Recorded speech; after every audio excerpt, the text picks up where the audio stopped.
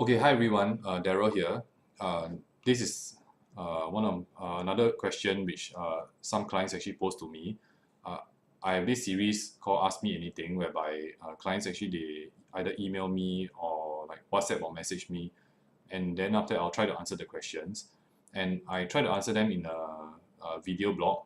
The main reason is because if I answer the question like myself to that client, right, then the information is only shared between myself and him. But if I answer it on the World Wide Web, right, then anybody who's watching my YouTube channel, you guys can gain some insight into whether I think Singapore property prices are too high.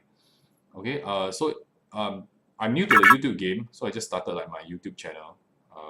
Actually, I had it, but I never worked on it for like ages. So recently, I've been loading up videos and stuff. So what you can do is that you can actually subscribe to my YouTube channel. There's a subscribe button somewhere, and I noticed that there's actually a notification bell. So what you may want to do is that if you click the notification bell, every time I upload a video, you will receive a notification that there's a new video that's been uploaded. And every Monday at 8 p.m., I will actually upload a video onto my Investing 101 series. So what Investing 101 is all about is that I will actually try to explain investment terms to you guys and try to share my humble knowledge with you guys and try to break down any complex investment terms which because we don't deal with these things every day, right? So yeah, I try to break down some investment terms so that everyone can learn a little bit more and become better investors, and they are not limited to property. Recently I've been doing quite a lot of property stuff, yeah, but they also touch on stocks, finance related, bonds, and other investable assets. Okay, so let's get on with the video. Actually, this question is posed to me by a couple of people, and it took me some time to actually put together an article. So I actually created an article because quite a fair number of people who have been asking me this question, whether Singapore property prices are too high. So I put together a blog article. It's actually on my website, which is daryllum.com. But I'm also doing this video so that I can, uh, you know, I think some people prefer to watch rather than to read. Okay, so here goes. Okay, so I've actually put them into different points. Some of the points support the notion that Singapore property prices are too high, and some of them actually are against the notion that Singapore property prices are too high. So let's get into the points. Okay, so one of the reasons why I think Singapore property prices are too high are that prices are actually close to the all-time high. Okay, so the last peak, right, was actually in third quarter 2013. And at that point in time, right, the Singapore government actually stepped in and implemented some cooling measures. And what happens was that there were 15 quarters of consecutive price decreases. So the price index actually dropped for 15 quarters. Then sometime last year, 2017, in the second quarter, the property prices started to increase. So in the beginning, right, the increase was actually quite gradual. But what happens was that there was this spike here, and if you can see, right, the gradient is actually quite steep. So what happens was that prices actually increased 9% within the course of 1 year. And the Singapore government saw it as a cause for concern. That's why they implemented the latest round of cooling measures. They increased the additional buyer stamp duties across the board, except for first-time home buyers. And also they tweak the loan-to-value requirements for buyers who are getting finance from financial institutions like the bank. Okay, but what we need to do is that we actually need to dwell a little bit deeper into this price index. So if you know, right, price index actually allows us to compare prices in comparison to a base period. So the base period in this case is actually first quarter 2009. So in 2009, the base period is 100. That means we take that to be 100%. And now, right, if you see the last peak for core central region, That was in the first quarter of 2013. It was at 141.2. That means that first quarter 2013 is actually 41.2% higher than first quarter 2009. That's how you use the price index and the base year. Okay, and what happens is that if you take a look at second quarter 2018, we are at 136. That means we are 36% more expensive than first quarter 2009. In my opinion, right, for 9 years, that's decent. Okay, but if you take a look at okay, rest of central region is also about the same. Okay, so there's still a gap of about 5% to the last peak. Here, right, there's about 7.1% to the last peak. But if you take a look at outside central region, our last peak was 170.9. That means that prices in third quarter 2013 were actually 70.9% higher than first quarter 2009. And where are we now? We are actually at 169.7. That means that in second quarter 2018, the prices were almost at the peak, at the last peak, 169.7 here. You see? So this is only a 0.8 off the last peak. Yet, right, this one is about 5.2. This one is about 7.1. Okay, and yet this one is only 0.8. Okay, so what does this mean? To us, we always say mass market condominiums. What are mass market condominiums? They are generally what we casually refer to as condominiums that the masses, that means the residents like Singaporeans and some PRs, permanent residents, we tend to buy them. Okay, so places like Ang Mo Kio, places like Bedok, places like Clementi, they belong to outside central region. Your core central region is your District 910, your Orchard Roads. Okay, so the thing is that Orchard Road prices have not reached the last peak, but look at where the mass market condominiums are. They are actually close to the last peak already. That means that locals are actually buying property prices, right, that have risen a substantial amount, and yet, right, the properties that actually the foreigners have been buying, because not many foreigners, I mean, the foreigners do not make up a large percentage of buyers when you go to like condominiums in like Ang Mo Kio or Clementi or Bedok. These are considered mass market condominiums or outside central region. The foreigners, right, they tend to gravitate towards the core central region and rest of central region area, whereby especially the core central region, whereby they make up a large percentage of buyers purchasing these units. So if you take a look, right, of course the government is concerned because it is actually Singaporeans, right, and some of the PRs, right, that are actually placing down hard-earned money into properties in this area, and the government may deem it that, oh, there's too much exuberance here, so we're trying to keep property prices affordable for the masses, right? So, and yet you take a look at what's happening. So actually the outside central region is actually quite steep. I mean the property prices, the increase as well. So this is why if you ask me, prices, Singapore property prices too high? In my opinion, right, the core central region, there's still room for growth, and it's still, in my opinion, still off the highs and better valued than you can get better value there than what you can get in the outside central region or mass market condominiums. So you can see that mass market condominiums have risen a large bit. So this one to me is high. These two to me is still relatively decent. If you consider other assets, right, I believe that they might have risen a lot more than if you place your money in like a condominium in Orchard Road or rest of central region. Yeah, so yes, I agree that outside central region prices are a little bit too high. Okay, and consequently, right, when you purchase a property, what do you want to do? You want to rent. Okay, but rents are very low. once again, the base period is actually first quarter 2009. And where are we now? You can see, right, from here all the way, rents have been coming down. That means that property prices have been shooting up, but yet rents have been coming down.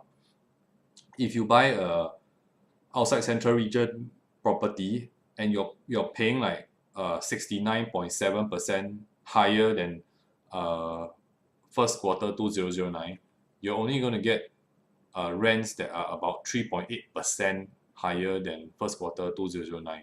So in the same period that property prices have risen almost 70%, property prices have risen almost 70%, rent prices have only risen about 3.8%. So if you take into consideration, a lot of people say I want to buy for rental yield. You're gonna be surprised that your rental yield is going to be very, very, very low, and actually by right you can actually get better value in other investable assets. But of course, not everyone just buys for rent only. But what I'm saying is that if you are buying to rent and you need the rent to pay off your mortgage, then yes, it's going to be a bit difficult for you. And if we work on the notion that we buy property to lease out, right? Then two things can happen to make it more affordable. One is that rents increase, okay, and if not, then property price come down. Because if rents increase, property price come down, your rental yield become higher. Okay, so next, right, so are Singapore property prices too high? The next thing to take note will be that there's still a lot of supply in the pipeline. Okay, and if you take a look, right, the number of units that are going to come on board, right, it's about 45,000 units. And these 45,000 units, right, just to put into perspective, like one of the larger projects that are coming on board is the one at Eunos, which is Park Esta. So Park Esta consists of 1,399 units. I'm pretty sure that the developer will take some time to sell all 1,399 units. And yet Park Esta is located next to Eunos MRT station, which is, in my opinion, one of the best launches that is going to happen for 2018. But yet, there's going to be 45,003 units that are going to come onto the market in the coming years. And what this means is that you are going to have 32 Park Estas that are coming onto the Singapore market. And not all of them are going to be as good, as well located as Park Esta. So I think that supply is pretty high. And if let's say you compare that to like 3 Residences, which is the new launch close to Potong Pasir, not say close to, but walking distance to Potong Pasir MRT station or Boon Keng MRT station, then you are actually supplying about 384 of such condominiums onto the market.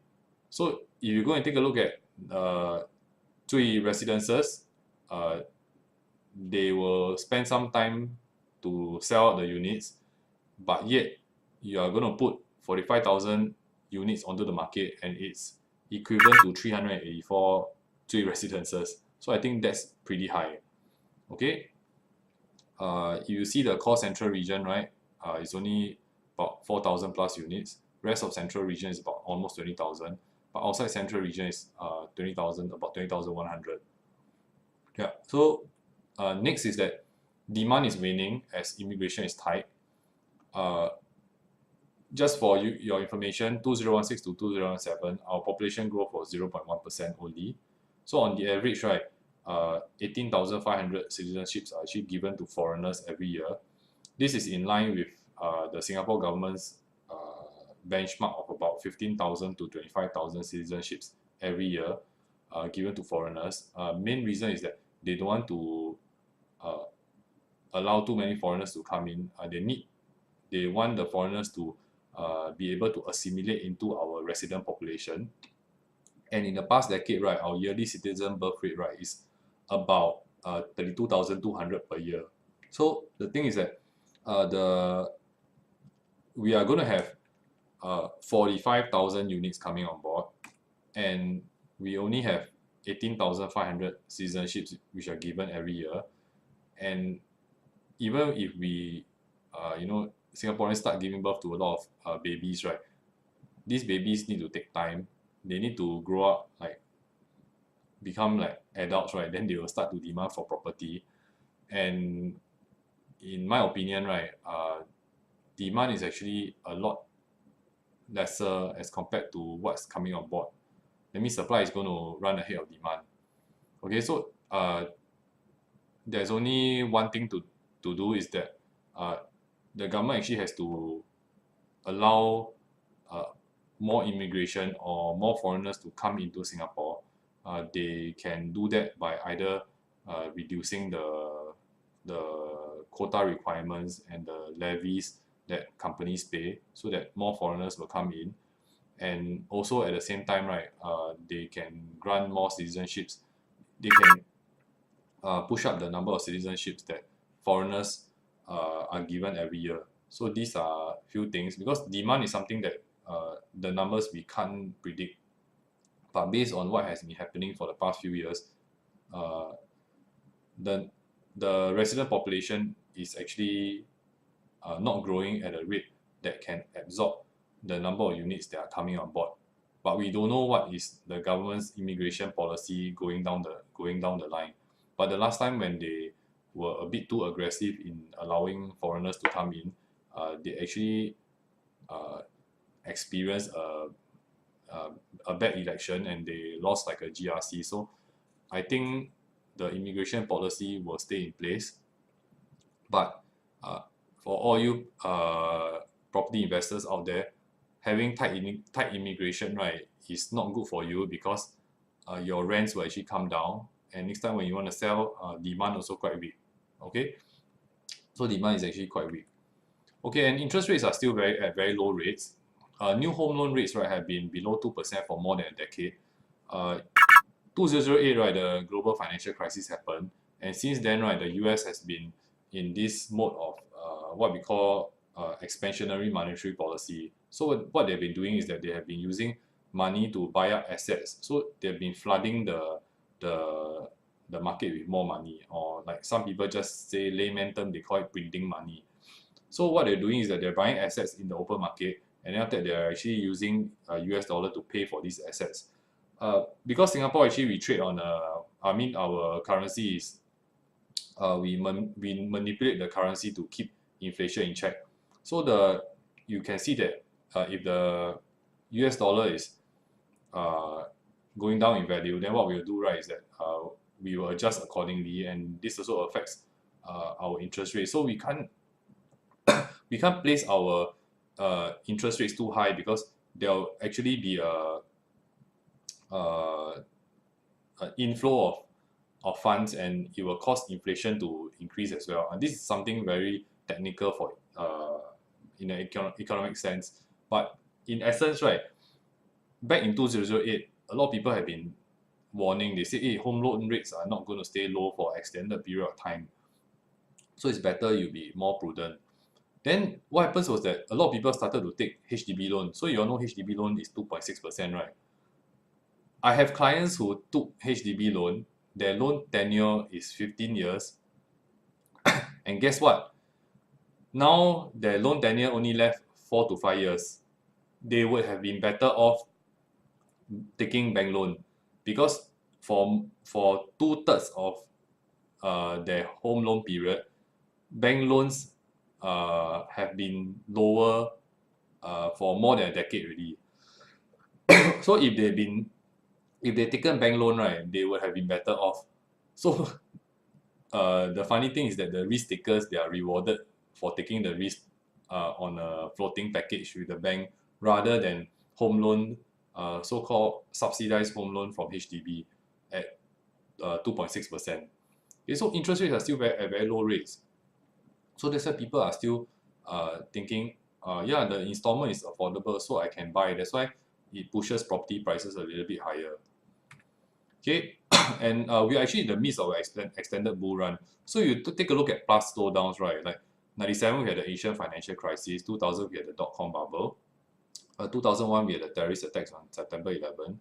Then 2002 we had the SARS outbreak, and 2008 we had the global financial crisis. All these affected property prices and stock prices, and it caused corrections. The most severe one, right, was 97 and 2008, and to a large extent also 01 and 02 were quite severe. But since 2008, right, we never had a correction in the stock market. We had what I would say a manipulated correction in the Singapore property market, because the government was the one who actually came in to implement cooling measures. Okay, and in my opinion, I think that there are many threats to the global economy. Trump is not helping by coming up with all these tariffs on China, and it's going to hurt everybody if, let's say, the two largest economies get into a trade war. Yeah, so I think that if you consider that we are maybe due for a slowdown in the near future, then maybe property prices are a little bit too high. Okay, because if there's a correction in the stock market, a severe enough one, then property prices consequently will also fall. Okay, and Singapore is actually very vulnerable to external shocks. So we are actually very dependent on trade. Our major trading partners are in this order: China, Hong Kong, Malaysia, Indonesia, and the US. Singapore actually makes up quite a large amount of exports, global exports. We make up about 2.3% of overall global exports, worth about 373.2 billion. Okay, so if, let's say, any of these guys or any of our major trading partners, maybe top 10 or top 15, are hit by any recession in their domestic market, domestic economy or whatsoever, then it will definitely affect us. And you know, like a peaceful scenario can never happen for an extended period of time. Every now and then, right, you have people like maybe Donald Trump coming in to try to slap tariffs on China. You have disagreements over different parties, and then it will affect global trade as well. So Singapore, we are very vulnerable to all these external shocks. Okay, and perhaps in the near future, we may see a trade war and it will affect us. Okay, so then property prices may taper down as well. Okay, and the Singapore government's intervention, right? The Singapore government takes a very extensive role in the Singapore property market. They actually use cooling measures to try to manipulate the price. I say manipulate because they don't allow the free market to determine what is the price. But that is also one of the reasons why a government exists, because it actually has to make decisions and try to you know, sort of protect its own local economy from maybe being affected by too much hot money. So that's why they actually had to come up with the cooling measures. They were not comfortable with property prices coming up, increasing by 9%. It's very obvious. So if, let's say, you're buying a property and thinking that I can make pretty quick short-term gains, then you may be in for a shock if you really don't know it. The Singapore government is not going to allow you to make like 9% per annum. I don't even think that they're going to allow you to make maybe 5% per annum, because this time around the cooling measures are actually, in my opinion, a little bit harsh. And yeah, so you can see what they are thinking, and they think that Singapore prices are too high. So that's why they come in and implement the cooling measures. And they are the ones who have the tools to control the market or manipulate the market. So who are we to actually go against them and try to think that, yeah, even if, let's say, like the Singapore government comes in with cooling measures, yeah, property prices will still continue to go up. That is something that in reality is not going to happen. If property prices rise by another 9%, I'm quite sure that another round of cooling measures will come in. Okay, so another point is that the main reason why we're in this predicament whereby prices are high but then rents are low, there is this notion that we are supposed to be a nation of homeowners. Okay, but the thing is that the PAP always advocated that they wanted everyone to own their own homes. Okay, don't get me started on whether HDB is you own HDB or you rent HDB. That one is for a separate discussion. Okay, so let's not go there. But they wanted a nation of homeowners. Okay, not a nation of landlords. Some people actually got this idea a little bit wrong. As we became wealthier, a lot of people say, I want to purchase a second or third property, then I want to retire earlier because I can live off the rental of my second or third property. Yes, that's a very good idea, but the fact of the matter is that it's not easy to do that because you are buying and you are depending on this rental to pay your installment. So I really don't know how you can actually retire if you depend on the rental to pay for your installment. And if home prices are already at a peak, which a lot of people think they are, and if like places like Park Place residences are going for 2,000 and above per square foot, then how much do you need to sell to make a profit? And if you really try to think carefully, right, the notion of just buying property and then after renting it out, right, a lot of people don't get the idea that you really need to buy good location, you really need to go and do your own research, then understand the type of tenants that you're getting. Some people, they just buy any other property out there thinking that it's going to be easy to rent. The Singapore government is going to look after the homeowner portion. They are going to help the first-time home buyer own their own homes. They are not here to help the buyer who's going to buy the third or fourth or fifth property own their homes. And it's quite obvious because you take a look at the ABSD and you understand. Okay, so yes, we understand that land is scarce in Singapore, but Singapore is, I mean, we are quite wealthy. Then, in fact, we are very wealthy, and we actually use land reclamation, right, to expand our land size. And there are actually plans to expand Singapore's land size by about 7 to 8% by 2030. So if let's say everyone is saying that land is pretty scarce in Singapore, well, there's about 57 square kilometers worth of land that's going to be reclaimed from the sea. Okay, and this actually is going to add to our land stock as well. So if you go and calculate that in relation to how much government land sales there is, right, then maybe the notion of us using our land pretty soon, right, just because we think that Singapore's land is fixed, land size is fixed, right, is a bit of a myth because we are expanding our land size every now and then. Okay. Okay, and one thing is that nowadays developers, when they sell new project launches, they actually sell on affordability. They actually shrink down the size of the condominium. So you will have 3-bedroom units, right? They are as small as about 900 square feet. Okay, so 900 square feet, right, to fit like a living room, dining room, kitchen, and 3 bedrooms, right, is, in my opinion, right, is a bit too small.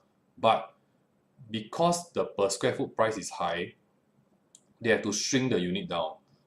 So what happens is that if you look at the resale market, maybe the 3-bedroom is about 1,200 to 1,300 square feet. The quantum of that 3-bedroom is about the same as the quantum of this 900 square feet 3-bedroom. Then you as the buyer will think, yeah, this one is affordable, so I should just buy the new one because it's new. Okay, but there is a limit to how small new condominiums can go. Now it's at 900. The next time you want to sell at a profit, the next round of condominiums coming up, are the 3 bedrooms going to be at 600, 700 square feet? I think there's a limit to how small our new condominiums can go. If you really push aside the affordability and you look at the per square foot prices, our property prices are actually our per square foot prices have gone up pretty high. In fact, in some areas they are all at record high prices. Okay, so next one, even Hong Kong property prices are slowing down. So recently, right, there's actually a Bloomberg article which actually shared that Hong Kong property developers were actually cutting down prices, right, in Hong Kong to lure buyers. So it's not true that like you can't always use the notion that because Hong Kong property prices are high, therefore higher than Singapore, therefore we still have room to grow. It's not a valid argument as well. But all I want to show is that even in the most overheated property market, there is also a slowdown. Okay, so nothing moves in a straight line trajectory upwards. Okay, nothing moves in a straight line. Everyone has to understand this. So even Hong Kong is slowing down. Okay, then these are the points of why I think that Singapore property prices are not too high. Okay, if you actually take a look around the world, a home is still a home. I've always maintained that when you purchase a home, right, think of it as a home first, then investment second. And what do you need as a home? You need a good shelter and a nice place to live. And Singapore is actually one of the best places to live in the world. We are actually pretty much corruption free. We are extremely clean. We have summer all year round. And we have a good business environment, and well, I guess Singapore has quite a lot of nice things to do. So we are pretty open, and we showcase ourselves very much to the rest of the world, like F1 events, our airports. Everyone, even like recently, the Donald Trump and the Kim Jong-un meeting in Singapore, it actually showcased our country to the rest of the world. So Singapore is always portrayed to the rest of the world as one of the best places to live. So foreigners will always come in. People are always wanting to migrate to Singapore. And if let's say like you go to other parts of the world and take a look at properties, right? Some people may think, why am I buying a place like this? I can just buy it back home in Singapore. So that's one of the main reasons why our property prices, in my opinion, still have room for growth in the long run. Next, right, is that, like I mentioned before, the government may actually loosen the immigration policies. To be honest, right, I do some business, and I also do hire like foreigners, and it's getting difficult to hire foreigners from a business standpoint because of the quotas and the levies that that the small and medium businesses have to incur. So eventually, right, because we lose our competitiveness, the Singapore government may eventually consider loosening the immigration policies. And if they do this, right, then demand for Singapore property may increase. And this may cause Singapore property prices to move higher.